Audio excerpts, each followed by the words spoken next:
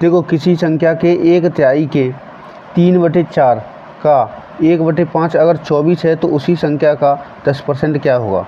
तो इसमें हमारी संख्या दी नहीं है तो हमें पहले संख्या निकालनी पड़ेगी, तब उसके बाद हमें उस संख्या का 10% निकालना होगा। तो किसी संख्या नहीं है तो हमें x मानेंगे, हमको x मानना पड़ेगा या कुछ भी मान सकते हैं। x हमने माना वह संख्या x के 1/3 के लिए गुणा का निशान 1/3 1/3 के 3/4 के लिए हमने गुणा का निशान लगाया 3/4 और गुणा का के लिए गुणा और 1/5। अगर हमारा इसका उत्तर निकलेगा हमारा 24 है, अगर इसका 24 है, 24 बताया है इसने, 24 है तो उसी संख्या का 10% निकालना है। पहले हमको इसको हल करना है। इस 3 से ये 3 खत्म हो गया, 4 पंजे 20, 4 पंजे 20 और इंटू 24, 4 पंजे 20, 24 दूनी 48, 480 हो गया हमारा। x बराबर कितना आया हमारा 480।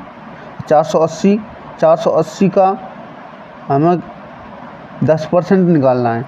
480 का 10% क्योंकि उसी संख्या का 10% निकालना है। 10% 10 और परसेंट को बटे के रूप में 100 लिख दिया।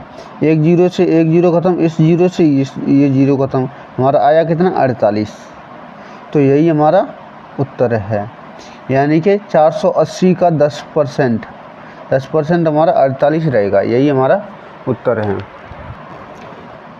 देखो दोस्तों हमारा ये दूसरा सवाल है। दूसरा सवाल, यदि किसी संख्या के 4/9 के 1/3 का 3/7 भाग 12 है तो वह संख्या क्या हुई। तो हमें संख्या निकालनी है। माना वह संख्या x, तो x हमने किसी संख्या के x के 4/9 के 1/3 के लिए हम गुणा का निशान लगाएंगे 1/3 1/3 और का के लिए हमने गुणा का निशान लगा लिया और 3/7 है। 3/7 भाग कितना है हमारा, इतने का 12 है। यानी कि यदि किसी संख्या यानी कि x के 4/9 के 1/3 का 3/7 बराबर 12 है तो वह हमें संख्या निकालनी है। तो x का मान जो हमारा निकलेगा वही हमारी संख्या है। अब इसको हल करते हैं। अब जैसे 3 से ये एक बार में ख़त्म, ये 3 से 3 बार में ख़त्म है ना। और देखो ये 4 से 3 बार में ख़त्म, 4 12 निकालते हैं।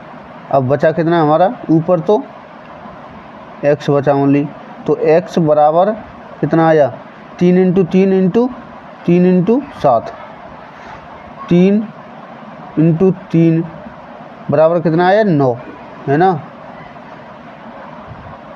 9 एक ये 3 खत्म, एक ये 3 खत्म, 9 आया और 9 से गुणा 7 का करते हैं। 9 से आए 63 ये भी ख़त्म। अब गुणा 3, 63 × 3 तो 3 त्रिक 9 और 6 18। इस x का मान हमारा कितना आया 189। यही हमारा उत्तर है।